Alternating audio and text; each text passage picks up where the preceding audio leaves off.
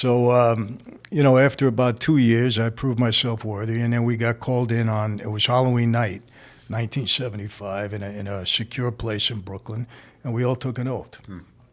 So then you became a captain. I became a soldier when I came in '75. In '80, they elevated me to position of Did captain. your father know Luciano? Yeah, oh yeah. Your friends, huh? Yeah, my dad, 102 years old. He's the oldest living mob guy in the world. Where you Not only born, your father? He was born in 1917. Yeah. 1917.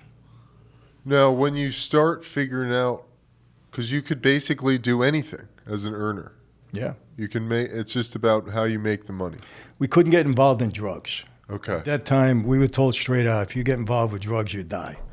It was hands off. Now, with guys doing it, they were doing it on the side a little bit, but it was crazy because I seen a lot of guys get killed over it. Yeah. Were you and John Gotti associates? I was friends with John. John and I tell you about John. Why do we like him so much?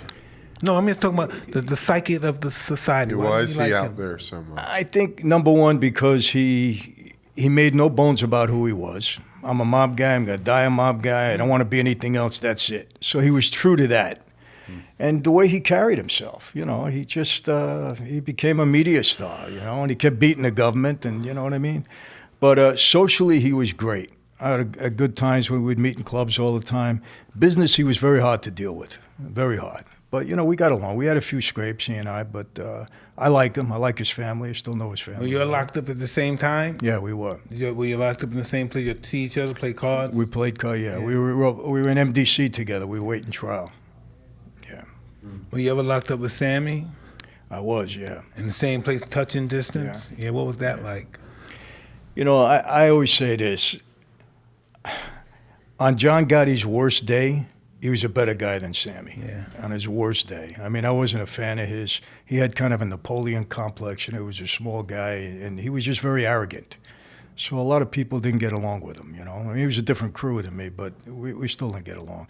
But I'll tell you this, Mike, I don't know how you feel about it, but here's a guy that admitted to 19 murders, and the government makes a deal with him and puts him back out on the street.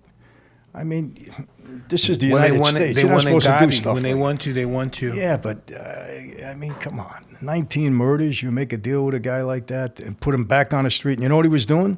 Then he got involved in ecstasy in a club that I was involved with on Sunset Phoenix? Boulevard. No, the Key In Club. LA? Yeah, I know the Key Club. You remember the Key Club? Sunset. I was involved with that, and they were selling ecstasy in the club.